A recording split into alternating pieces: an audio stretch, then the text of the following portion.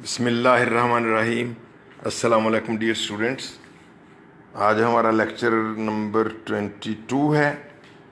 इसमें हमने test number 19 check करना है और फिर lesson number 9 book 2 hunger and population explosion का तारुफ होगा छोटा सा, और फिर इसका एक पेज पढ़ेंगे, पेज 35। उसके बाद आप टेस्ट नंबर 20 लेंगे अगले दिन के लिए। तो आइए फिर टेस्ट चेक कर लें। पहले टेस्ट नंबर 19, नंबर 1 डेडिकेटेड, वक्फ करना, डिवोट कर देना अपने आप को, तो बीटा और कमिटेड। नंबर 2 प्रॉम्प्टली, फौरन ही, जल्दी से ही, बीटा और रैपिडली। स्टिमुलेट, उभारना, उकसाना, पॉजिटिव चीज़ों पर स्पेशली। चार्ली और मोटिवेट, तहरीक देना। फेमिनिनिटी, निस्वानियत, अल्फा और वुमेनली ब्यूटी। इंडिजिनस, मुकामी, देसी, बीटा और लोकल। 6 पे आ जाए, अफर्म, तस्दीक करना। अल्फा और अपहोल्ड। 7 रेडिकल, रेडिकल का माना थारो, कंप्लीट, बुनियादी, रेवोल्यूशनरी, अल्फा और रेवोल्यूशनरी। कैरी आउट, तामील करना, तकमील करना, बीटा और अकम्पलिश। 9 चोर, छोटे छोटे कामों को कहते हैं, टास्क, बीटा और टास्क। और मैक्सिम, कौले ज़र्री, फरमूदा, सेंग, एपिग्राम। तो ये पिछले चैप्टर के कुछ पेजेस पर मुश्तमिल था टेस्ट। उम्मीद है आपने कर लिया होगा। स्टूडेंट्स, आपको बार बार रिमाइंड करवाना पड़ रहा है कि सिलेबस की रीडिंग की रफ्तार तो ठीक है, अब क्वेश्चन आंसर आपके ज़िम्मे है। उम्मीद है वो कर रहे होंगे। नहीं कर रहे तो फिर बाद में आप पर बहुत सारा बोझ पड़ने वाला है। तो अब हम मुश्किल तरीन चैप्टर जो था वो पढ़ रहे हैं और आगे आसान चैप्टर शुरू होने वाला है। ये भी मुआशिया से मुतल्लिका ही है ज़्यादा। Hunger and population explosion. Explosion का माना धमाका होता है, बैंग को, ब्लास्ट को कहते हैं, लेकिन जब पॉपुलेशन के साथ यूज़ हो तो इसका माना होता है रैपिड इंक्रीज इन पॉपुलेशन। तो माना क्या होगा? भूख और आबादी में बड़ी तेज़ी से इजाफ़ा, खौफनाक इजाफ़ा। लिखने वाली एक खातून हैं, एना मैकेंजी, न्यूजीलैंड की राइटर हैं, अभी ज़िंदा हैं, बहुत अच्छा लिखती हैं। ऐसे ये बहुत पहले लिखा गया, जैसा कि टाइटल से ज़ाहिर है, आपको पता चल जाना चाहिए कि इंसान के जो बेसिक मसाइल हैं उनमें रोटी, कपड़ा, मकान है, और इन तीनों में से भी, बेसिक नेसेसिटीज़ में से भी, भूख जो है यानी फूड को की प्रोविजन वो सबसे इम्पॉर्टेंट है। खुराक की कमी बहुत ज़्यादा मसाइल का बायस बनती है। तो मुसन्निफ़ा इस ऐसे में सबसे पहले तो आपको हंगर की डेफिनेशन बताती हैं कि भूख होती क्या है। फिर वो दुनिया में रूनमा होने वाले चंद अहम कहतों का जिक्र करती हैं। यानी इस पेज पर और अगले पेज के आधे हिस्से पर तकरीबन वो फैमिन्स की हिस्ट्री बता रही होगी, कहत की हिस्ट्री बताएगी। उसके बाद कहत के असबाब कि क्यों ये फैमिन पड़ते हैं, भूख में इजाफ़ा क्यों होता है, तो उसकी वजह ज़ाहिर है टाइटल भी इंडिकेट कर रहा है, पॉपुलेशन से मुतल्लिका है। और आखिर पर फिर कुछ उनकी सजेशंस हैं कि किस तरह से तरक्की पजीर मुल्क अपने आप को खुशहाल रख सकते हैं, कर सकते हैं, और हाल गालबन पॉपुलेशन कंट्रोल ही है। आसान ऐसे है, तर्जमा करेंगे तो आपको समझ आती जाएगी। लैंग्वेज इजी है और स्टाइल बड़ी फ्लुएंट किस्म की है। तो मैं पढ़ने लगा हूँ। फिर आज हम एक पेज पढ़ेंगे, छोटा लेक्चर होगा निस्बतन। What is it like to be really hungry. Opening कितनी ज़बरदस्त है, एक सवाल से ऐसे का स्टार्ट हो रहा है। What is it like to be really hungry? सचमुच भूखा होना कैसा लगता है, कैसा होता है? Like what is it to be really hungry? I expect that at some time you have all come home after an energetic game of football or netball, or after a few hours when you have been too busy to eat and said, I am starving. I expect, मुझे उम्मीद है, तवक्को करती हूँ, that at some time, कि किसी न किसी मौके पे you have all, आप सब लोग come home, घर आए होंगे, आफ्टर एन एनर्जेटिक गेम, बहुत ज़ोर लगाकर खेल कर, लाइवली किस्म की, फुटबॉल और नेटबॉल, फुटबॉल या नेटबॉल का बड़ा ज़ोर लगाकर खेला जाने वाला खेल कर आप घर आए होंगे, या फिर और आफ्टर अ फ्यू आवर्स, या चंद घंटों के बाद, when you have been too busy to eat, जब आपको मसरूफियत की वजह से खाना खाने का मौका नहीं मिला, आप इतने मसरूफ़ थे कि खाना ना खा पाए हों, एंड सेड, और घर आके कहा हो, आई एम स्टारविंग, मैं तो भूख से मर रहा हूँ। स्टार्व फाका करना, स्टारवेशन फाके को कहते हैं, और हंगर इसकी अगली शक्ल होती है। मैं दोबारा पढ़ रहा हूँ ये sentence. I expect that at some time you have all come home after an energetic game of football or netball. मैं तवक्को करती हूँ कि आप में से सब के सब किसी न किसी मौका पर फुटबॉल या नेटबॉल का बड़ा सख्त सा खेल कर घर आए होंगे, या फिर और after a few hours when you have been too busy to eat, आप चंद घंटे इतना मसरूफ़ रहे कि खाने का मौका ना मिल पाया, तो उसके बाद घर आए एंड सेड, और आके कहा होगा, आई एम स्टारविंग, मैं तो फाके से मर रहा हूँ। But this hunger didn't last long, last remain continue, लेकिन ये भूख ज़्यादा देर ना रही। If your meal was not ready for you, अगर आपका खाना तैयार ना भी था, after a few slices of bread and butter, slice तो वो टुकड़े, पीस, तो रोटी के चंद टुकड़े और मक्खन के बाद, you forgot all about those hunger pangs, pang pain शदीद दर्द को कहते हैं। रोटी के चंद टुकड़े और मक्खन खाने के बाद आप भूख के उन सब दर्दों को भूल जाते हैं। But hunger doesn't mean missing one meal और even meals for a whole day. अब ये डेफिनेशन राइटर कर रही हैं कि भूख कहते किसको हैं। इस क्वेश्चन आपको आ सकता है कि व्हाट डज हंगर मीन, या डिफाइन हंगर, तो ये उसका जवाब शुरू हो चुका है। But hunger does not mean missing one meal और even meals for a whole day. लेकिन भूख का ये मतलब नहीं है कि आप एक खाना मिस कर दें, एक खाना ना खा पाएँ, या पूरा दिन भी खाने ना खा पाएँ, इसको हंगर नहीं कहते। फिर किसे कहते हैं? It means never having enough to eat. इसका मतलब ये है कि आपके माली हालात ऐसे हों कि आपको कभी भी खाने को काफ़ी ना मिला हो, यानी कभी भी तसल्ली बख्श अंदाज से, तशफ़ी के अंदाज से पेट भर के खाना खाना नसीब ना हुआ हो।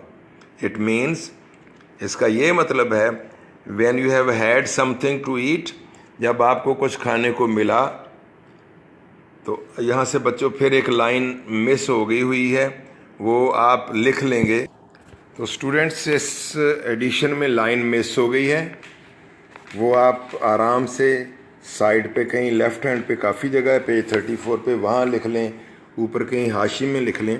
कहाँ ऐड करना है मैं बताता हूँ, ये सेंटेंस पढ़ता हूँ फिर बताऊँगा। इट मीन्स, भूखा क्या मतलब है? Never having enough to eat, कि आपको कभी भी खाने को काफ़ी मुयस्सर ना हो। इट मीन्स, इसका मतलब ये है, when you have had something to eat, जब आपको खाने को कुछ मिले। यहाँ इस ईट के बाद लाइन पूरी की पूरी मिस हो गई है, वो प्रिंट ही नहीं हो पाई। वो ईट के बाद आप लिखेंगे, तो यू आर नॉट सेटिस्फाइड, लिख रहे हैं ना, you are not satisfied and still feeling you could eat, अब आगे स्टार्ट हो जाएगा at least as much again. तो अब सेंटेंस क्या सूरत इख्तियार कर देगा, ये बनेगा, देख लें दोबारा। It means when you have had something to eat you are not satisfied and still feeling you could eat at least as much again. तो भूख किसको कहते हैं? इसका मतलब ये है जब आपको कुछ खाने को मिले तो आपकी तसल्ली ना हो, यू आर नॉट सेटिस्फाइड, आप मुतमईन नहीं होते, and still feeling you could eat at least as much again, और आप महसूस कर रहे होते हैं कि आप कम से कम इतना खाना मज़ीद खा सकते थे, इसको भूख कहते हैं। It also means a situation, भूख से मतलब ऐसी सूरत हाल भी है, in which you are always wandering, जिसमें आप हमेशा ही ये सोचते रहें, वंडर कम ना हैरान होना नहीं, सोचते रहें, where the next meal is coming from, कि अगला खाना कहाँ से आएगा। यानी एक शाम का खाना मिल गया तो सुबह की फिक्र लगी रहे, और अगर सुबह का मिल गया है तो दोपहर का ना पता हो कि कहाँ से आना है। तो it also means a situation in which you are always wondering, इससे मुराद ऐसी सूरत हाल भी है जिसमें आप हमेशा ही ये सोचते रहें, where the next meal is coming from, कि अगला खाना कहाँ से आएगा, even if there will be the next meal, या ये कि आया कि अगला खाना मिलेगा भी या नहीं, ये सोचते रहें कि अगला खाना पता नहीं नसीब भी होना है या नहीं होना, इसको हंगर कहते हैं। Arthur Hopcraft of the guardian, अखबार का नाम द गार्डियन, अखबारों के नामों से पहले दी आता है, तो उसका रिपोर्टर है Arthur Hopcraft of the Guardian said of starving children, of का माना के बारे में, of Arthur Hopcraft of the Guardian said of starving children after visiting a nutrition centre in Kenya, Kenya के मुल्क में एक ग़िज़ा के मरकज़ का दौरा करने के बाद फाकाज़दा बच्चों के बारे में आर्थर हॉपक्राफ्ट, जो कि गार्डियन के रिपोर्टर हैं, उन्होंने ये लफ्ज़ कहे उन बच्चों के बारे में, फाका करने वाले बच्चों के बारे में ये अल्फाज कहे, कौमों में है, they are the children whose I stare as if blind, वो ऐसे बच्चे हैं जिनकी आँखें मुसलसल यूं घूर रही हैं जैसे कि वो अंधे हों, यानी आँखें झपकने की भी उनमें सकत नहीं है। Whose legs and arms are like sticks of liquorice, इतनी पतली पतली टांगें हैं जैसे कि मलट्ठी की छड़ियाँ हों। लिकरस बच्चों मीठी सी एक शय होती है, तो लकड़ी होती है, मलट्ठी कह लेते हैं उसको, आमतौर पर लोग बोलने वाले, गाना वाना गाने वाले गले में रखते हैं, उसका जूस जाता रहता है गले में, तो काफ़ी अच्छा उसका तासुर होता है। तो उन बच्चों की टांगें और उनके बाजू ऐसे हैं जैसे मलट्ठी की टहनियाँ हों, छड़ियाँ हों। हु नीदर क्राई नार लाफ, वो बच्चे ना रो सकते हैं ना हंस सकते हैं। And who weigh 10 pound at the age of 2 years, 2 साल की उम्र तक पहुंचने के बाद भी उनका वज़न 10 पाउंड है। हमारे यहाँ नॉर्मल बच्चा जो पैदा होता है 7-8 पाउंड का होता है, तो ये 2 साल की उम्र के बाद भी उनका वज़न 10 पाउंड है। ये है फाका करने वाले बच्चे। तो स्टूडेंट्स, एक पैरा ख़त्म हुआ, आपने राइटर का स्टाइल भी देख लिया कि बहुत इजी लैंग्वेज में वो लिख रही हैं।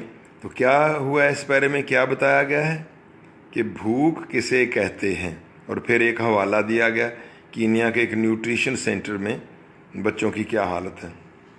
अब आगे कहत की आएगी डेफिनीशन वगैरह और तफसील। फैमिन, इसको फेमाइन नहीं पढ़ना, गलती से फैमिन कहते हैं। कहत, इसकी हिस्ट्री आएगी।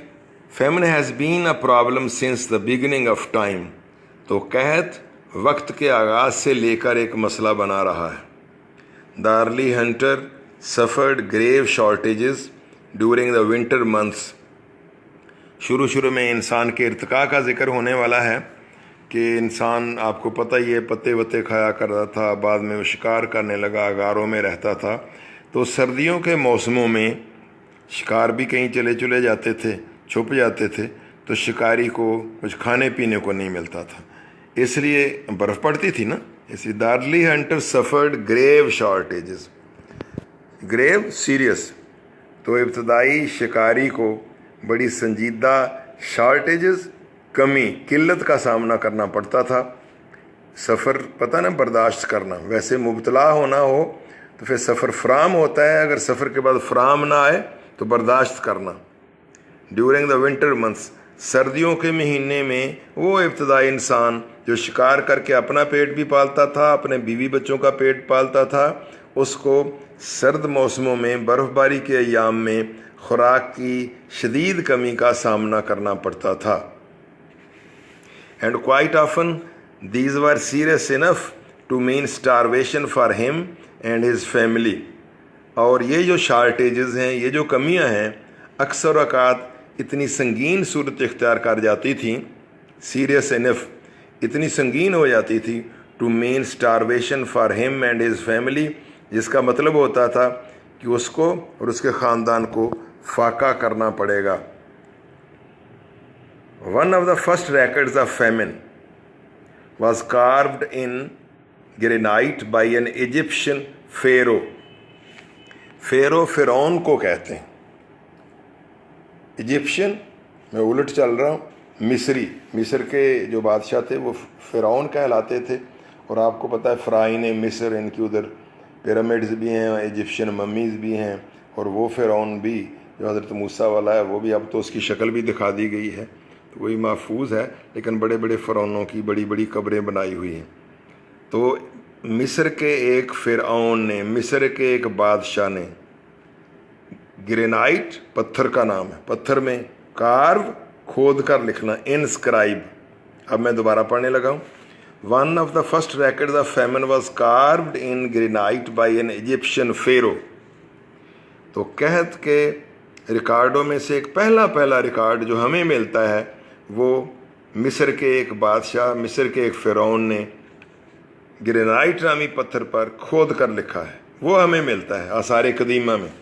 ही सेड, उसने कहा, during my reign the Nile has not been in flood for 7 years। The Nile, दरियाए नील, मशहूर दरिया है मिस्र का। तो मेरे दौरे हुकूमत में, रेन रूल, मेरे दौरे हुकूमत में दरियाए नील में 7 साल तक फ्लड नहीं आया, सैलाब नहीं आया। तो स्टूडेंट, सैलाब आना अच्छी बात है या बुरी बात है? आजकल तो बुरी बात है, लेकिन तब अच्छी बात समझी जाती थी, क्योंकि सैलाब से दरिया का पानी ओवरफ्लो करता, ज़मीन को इरीगेट करता, उसी नमी से फिर फसलें उगती थीं। क्योंकि नहरी निज़ाम थोड़ा होता था, तो दरियाओं के इलाके जो हैं वो सैलाब से ही काश्तकारी का बायस बनते हैं, उनकी सैलाब की वजह से ही आबपाशी हो सकती है। तो वो फ़िरौन लिखता है कि मेरे दौरे हुकूमत में दरियाए नील में 7 साल तक कोई सैलाब नहीं आया। कार्न स्केर्स, अनाज कमयाब हो गया है, स्केर्स शॉर्टेज हो गई है, स्कैंटी हो गया, and food is lacking, lack भी कमी होना, खुराक की शदीद कमी है। दोज हु रैन, वो लोग जो कभी भागा करते थे, कैन नॉट इवन वॉक, वो अब चल भी नहीं सकते, इवन भी, यहाँ तक है। द फूड बिन्स, बिन बर्तन, वो जो बड़े बड़े लोहे के बर्तन हम बना लेते हैं, देहातों में मट्टी के बना लेते थे जिनमें अनाज वगैरह रखते हैं, तो the food bins are broken open, खुराक जमा करने वाले जो बड़े बड़े स्टोर करने वाले बिन्स थे, बर्तन थे, उनको तोड़कर खोल दिया गया है, एंड एम्प्टी, वो खाली हैं। It is the end of everything, हर चीज़ का ख़ात्मा हो चुका है। ये अल्फाज फ़िरौन ने लिखे मिस्र के एक बादशाह ने ग्रेनाइट नामी पत्थर पर, और ये पहला रिकॉर्ड है जो हमें मिलता है फैमिन के बारे में। We read in the Bible of many cases of famine, हम मुक़द्दस किताब बाइबल में भी कहत के बहुत सारे वाक़यात पढ़ते हैं। There were 7 years of famine in Egypt and the surrounding countryside during the time of Joseph. बहुत मशहूर वाक़या है, आप सबको भी पता है हज़रत यूसुफ का और कहत का। तो उनके भाई भी गए थे उनसे फिर वो लेने के लिए, अनाज वगैरह मांगने के लिए। तो there was 7 years of famine in Egypt. मिस्र में 7 साल तक कहत पड़ा रहा। एंड द सराउंडिंग, मिस्र में और इर्द गिर्द के इलाके में, कंट्री साइड देहाती इलाका। During the time of Joseph, हज़रत यूसुफ अलैहिस्सलाम के दौर में मिस्र में और इसके इर्द गिर्द के इलाके में 7 साल कहत पड़ा रहा। Widespread disaster was only averted. Widespread on the large scale, disaster तबाही, बर्बादी, डिस्ट्रक्शन। अवर्टेड टर्नड अवे, रुख मोड़ा गया, avoided by the previous compulsory storage of food. Previous गुज़श्ता, कंपल्सरी लाजम, स्टोरेज जमा करना, माजी में जो खुराक को जमा करना लाजम करार दे दिया गया था अंडर जोसेफ्स मैनेजमेंट, हज़रत यूसुफ के इंतज़ामिया में। During plentiful harvest, plentiful a lot of, काफ़ी, हार्वेस्ट फसल की कटाई, फसल। यानी हज़रत यूसुफ अलैहिस्सलाम को तो आइडिया था, उनको पता था, उनकी फरासत काम कर रही थी। तो गुज़श्ता सालों में जब फसल अच्छी हुई तो उन्होंने लाजम करार दे दिया कि तमाम शहरी कुछ हिस्सा इस खुराक का जमा करें। तो हज़रत यूसुफ के इलाके में तो वसी पैमाने पर कहत ना पड़ा और उसका रुख फेर दिया गया। दोबारा मैं पढ़ रहा हूँ। Wide spread disaster was only averted bye the previous compulsory storage of food under Joseph's management during the plentiful harvest. उलट पढ़ेंगे तो ज़्यादा इजी हो जाएगा कि अच्छी फसल के दौरान हज़रत यूसुफ की इंतज़ामिया के तहत खुराक को जमा करना लाजमी करार दिया गया। तो माजी में इस तरह के लाजमी तौर पर जमा करने की वजह से वसी पैमाने पर होने वाली तबाही से जान छूट गई, उससे बचा गया। Egypt was saved from famine by this national effort. तो मिस्र तो कहत से बच गया इस कौमी काविश की वजह से। But many people in the surrounding countries, लेकिन इर्द गिर्द के मुल्कों में बहुत से लोग वर लेफ्ट हंगरी, भूखे रह गए, उनको खुराक ना मिली। Joseph's own brothers came to Egypt from Palestine to buy grain. हत्ता कि हज़रत यूसुफ अलैहिस्सलाम के अपने भाई फ़लस्तीन से मिस्र आए थे अनाज ख़रीदने के लिए। तो इसका पैलेस्टाइन का पुराना नाम किन्यान होता था, इसीलिए हज़रत याकूब को पीरे किन्यान भी कहते हैं। तो ये हिस्ट्री चल रही है आसान सी। From the birth of Christ to about 1800। अब मज़ीद हिस्ट्री हज़रत ईसा की पैदाइश से लेके, और हज़रत ईसा की पैदाइश से ही इनका कैलेंडर शुरू होता है तकरीबन, तो 1800 तक, यानी 1800 सालों में there are records of famine in Europe in 350 different years। हमें इन 1800 सालों में यूरोप में 350 मुख्तलिफ सालों में कहत का रिकॉर्ड मिलता है। 1 famine every 5 years, यूं कहिए कि हर 5 साल में एक कहत पड़ा। In England during the same period there was at least 1 major famine every 10 years। इसी 1800 साल में, यानी 18 सदियों में इंग्लिस्तान में इसी दौरानिए में हर 10 साल में एक मेजर फैमन आया, यानी बड़ा कहत पड़ा। दीज वर जनरल फैमन्स, ये आम कहत थे। When a large area of the country was affected, जब मुल्क का एक बड़ा हिस्सा, बड़ा इलाका मुतासर होता था, affected, influenced. But there were many more local famines, लेकिन बहुत से और छोटे छोटे कहत भी थे, मुकामी कहत थे। ये जिनका तज़किरा एना मैकेंजी कर रही हैं वो तो बड़े बड़े कहत हैं, लेकिन वो कह रही हैं कि छोटे कहत इससे ज़्यादा पड़े थे। We can get some idea of these famines, हम इन कहतों का कुछ तसव्वुर हासिल कर सकते हैं, आइडिया हमें मिल जाएगा फ्रॉम आवर फोक लोर, फोक लोगों को, लोर लिटरेचर कहानियाँ, हमें अपनी अवामी कहानियों से, वो जो दादी अम्मा नाना अब्बू से सीना बसीना कहानियाँ सुनते चले आए ना, उनको फोक लोर कहते हैं। तो हमें अपनी अवामी दास्तानों से इन कहतों के बारे में कुछ तसव्वुर मिल सकता है। The stories of robin hood, robin hood मिला के लिखा जाए तो वो चिड़िया को कहते हैं, वो नहीं नील की डिब्बिया पे चिड़िया बनी होती है उसको रॉबिन हुड कहते हैं, लेकिन ये इनका एक हीरो है।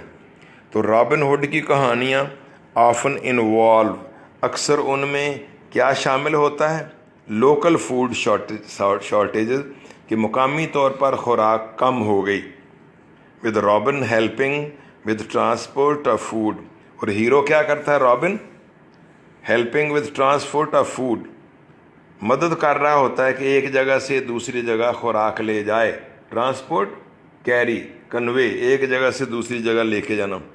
रॉबिंग द रिच, अमीरों को वो लूटता, टू फीड द पुअर, और गरीबों को खुराक मुहैया करता, और पोचिंग या poach to get something without permission, यानी चोरी करना, या वो फिर ज़बरदस्ती लेता, चोरी कर लेता, फॉर देम, गरीबों के लिए, फ्रॉम द रॉयल फॉरेस्ट, शाही जंगलात में से।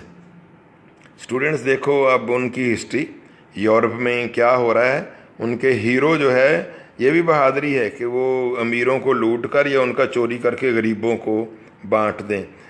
बर्रे सगीर या मशरक़ जो है इन अदवार में काफ़ी रिच रहा है, इसीलिए यूरोप वाले सारे इधर तजारत के लिए आया करते थे। यहाँ हमारे हीरो जितने भी हमें मिलते हैं वो या शहज़ादे हैं या अमीरज़ादे हैं, इस तरह की उनमें कोई ऐसी चीज़ नहीं है। तो हमें अपनी दास्तानों से, किस्से कहानियों से इन कहतों का तासुर मिलेगा कि देखो वो जो रॉबिन हुड की कहानियाँ हैं उनमें अक्सर वो अमीरों को लूट कर या बादशाह के जंगलात से खुराक चोरी करके गरीबों को खाना खिलाता है। But famines in Europe have been much less serious than in other parts of the world, लेकिन यूरोप में जो कहत पड़े हैं वो कम संगीन सूरत इख्तियार कर पाए दुनिया के दूसरे इलाकों की निस्बत, यानी दूसरे इलाकों में इससे ज़्यादा संजीदा संगीन कहत आए थे।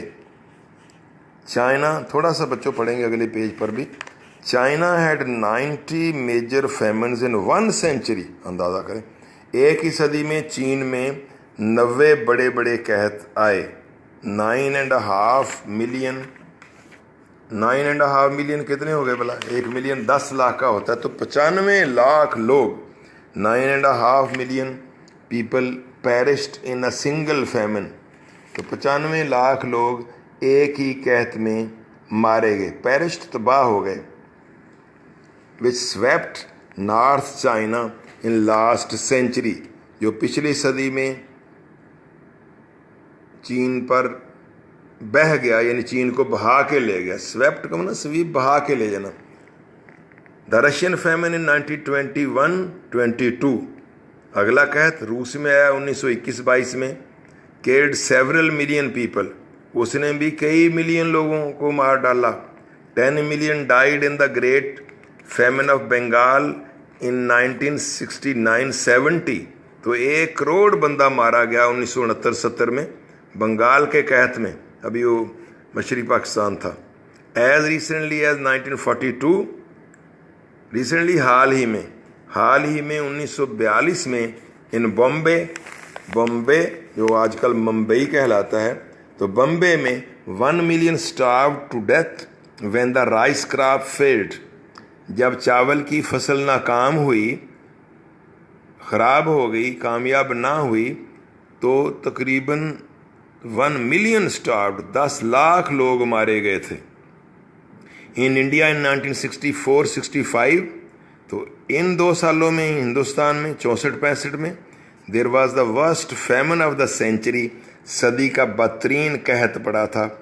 Owing to the failure of the monsoon, owing to की वजह से, मानसून ना होने की वजह से, मानसून की नाकामी की वजह से, यानी बारिशें ना हुई, फसलें अच्छी ना हुई, खुराक की कमी हुई और कहत पड़ गया।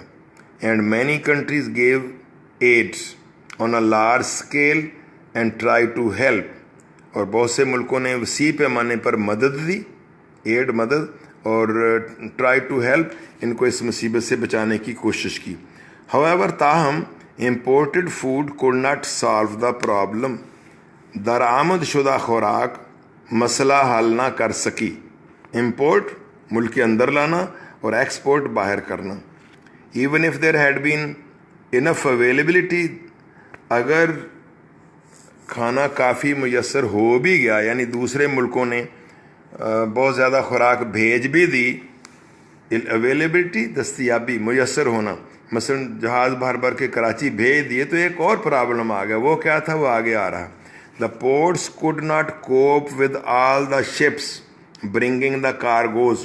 पोर्ट्स बंदरगाहें, कोप विद डील विद निपटना, कार्गो जहाज़ का सामान, लेकिन बंदरगाहें टाइम के लिहाज से बर वक्त आने वाले सारे सामान से निपट ना पाई।